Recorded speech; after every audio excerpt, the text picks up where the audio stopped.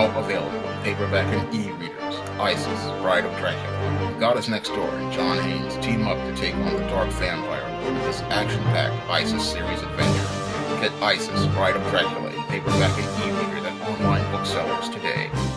As the release date for the Black Panther new movie draws near, the rhetoric from the Afro-American Negro gets more and more mind-boggling as the days go by. And one of the most mind-boggling and completely insane concepts that come out of the mouth of some of these Negroes is the whole concept of BLAXIT. And under this whole BLAXIT concept, some of these Afro-American Negroes are proposing that they leave the United States and go to Africa to build a country just like Wakanda. And I listened to that whole argument, and it's completely mind-boggling because when I take a look at many of the communities that many of these Afro-American Negroes come from, like the South Bronx, and I say to myself, how are you going to build a Wakanda or a Wakanda-like country when you can't even run your own community? Because I look at the black community and I look at the infrastructure for the black community, and none of it is black owned. When we look at the black community, Arabs run most of the grocery stores and the fast food restaurants. Indians control franchise restaurants like McDonald's, Dunkin' Donuts, and Burger Kings and Popeyes. We have white people who run your supermarkets and Hispanic people who run your supermarkets. We have Koreans who control our hair care market.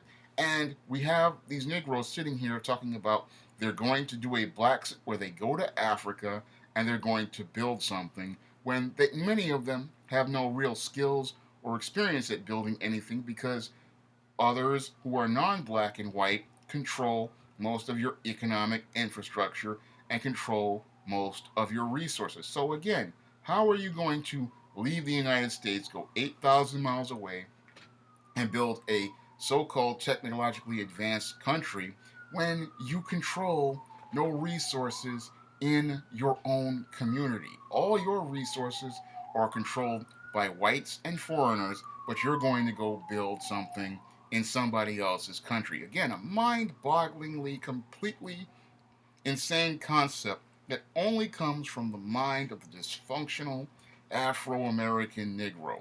And I listen to them talk about this again, and I look at the state of their community, and they're sitting there talking about building a Wakanda when I look at their community and it has the highest crime rate, it has the highest drug rate, and it has the highest abortion rate. But you have the Afro-American Negro talking about he's going to BLAXIT and go build something better someplace else. And again, this is all from the mind of this dysfunctional Afro-American Negro who sits there and talks about building something better when he can't even maintain what he had before, because we had a literal Wakanda in the black community before the white liberal welfare state and the feminist movement came in. What were neighborhoods like Sugar Hill? What were neighborhoods like Harlem?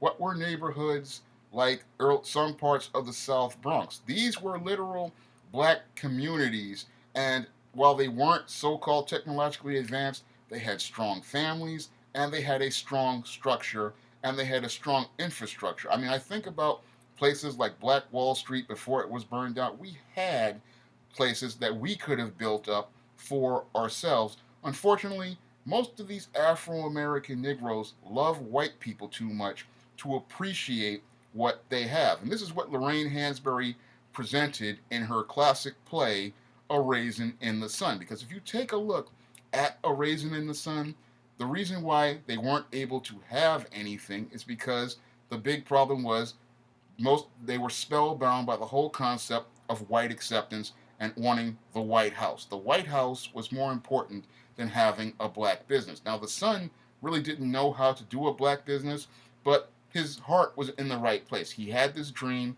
to be an entrepreneur, and that's something that is paramount towards building a black community. Unfortunately, the mother and the sister and the wife, they wanted the house in the white neighborhood. And this is what prevents black people from having the literal Wakanda that they want, is that they love white people too much. And when it comes down to the Afro-American Negro, unless there is a white person there to be there at his side and validate him, he does not consider anything having any sort of real value. So the whole concept of BLAXIT is completely dysfunctional when you understand the mind of the Afro American Negro. Because if you take this Afro American Negro away from that white man that he deifies and worships, he will fall completely apart.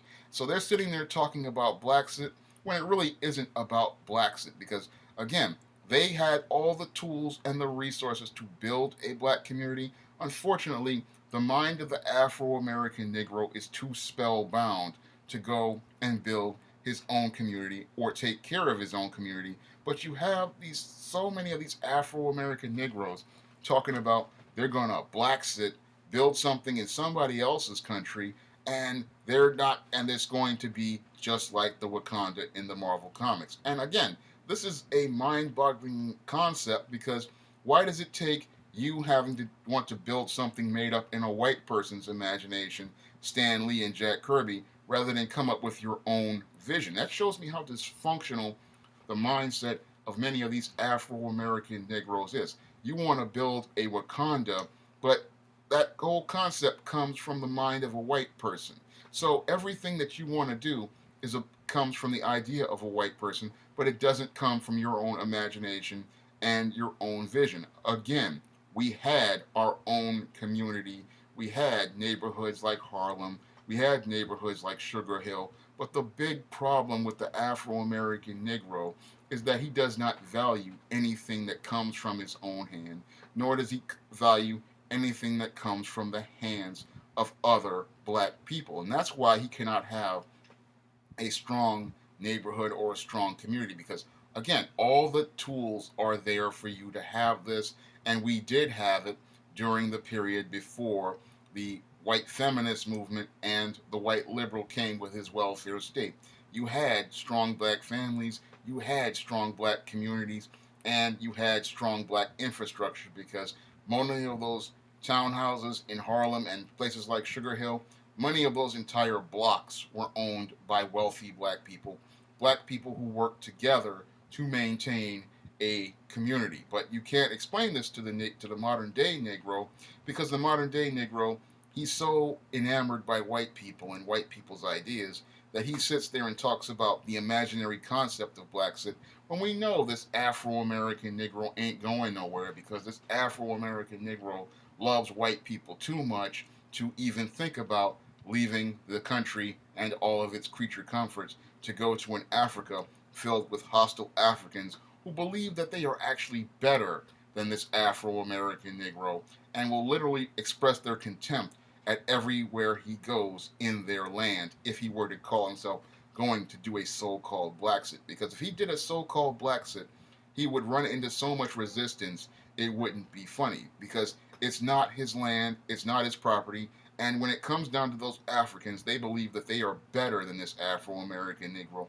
They believe that they're superior to this Negro, and they believe that the white man loves them more than they love this Negro. So this Negro will sit there and come up with this imaginary concept because he sees a movie coming out. And again, the only reason why he's coming up with these concepts is because it's based on a white person's idea of Africa, and he wants to get white validation and white approval, and he wants to get the attention of that white man he loves so much. So that's why he's coming up with this whole concept of BLAXIT and coming up with this idea because he really wants to get attention and approval from white people. And the only reason why he wants to envision this is because a white person envisioned it.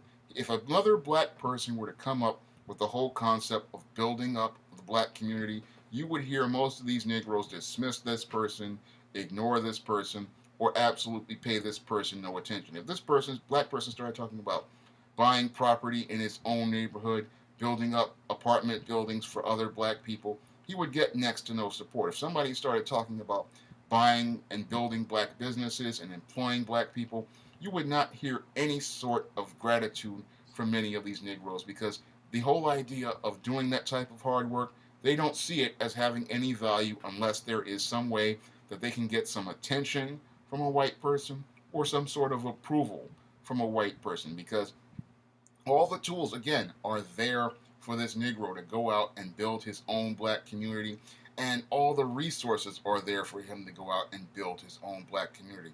The only thing keeping him from doing that is primarily himself, because he is primarily seeing a white person as better than he is, and he doesn't see a value in being a black person unless a white person is there to pat him on the back and tell him that he's good. And that's what's really sad about all this rhetoric regarding this whole Black Panther movie and that whole BLAXIT concept, is that you don't have to leave the United States, the country that you were born in, the country that you built, the country that your ancestors built, because again, you can make this a literal place like a Wakanda. You can make it a technologically advanced civilization, and you have all the tools and resources to do this, but you can't tell this to the Negro because the Negro does not see value in blackness. The Negro does not see worth in blackness. The Negro does not see value in being black or see greatness in blackness.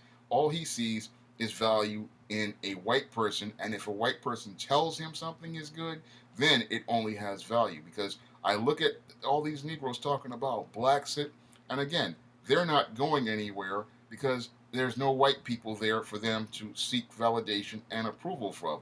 Because again, I look at their communities, and if they left if their communities look like this, then if they went to Africa, it would look even worse. Because if they cannot control the economy in their own communities, they cannot control the infrastructure in their own communities, they cannot control the resources in their own communities, and they cannot stop and they cannot control the family in their communities, because that's why we have all these single parent households, then how are they going to go 9,000 miles away to go build up somebody else's land when they can't even take care of the resources they have in their own community?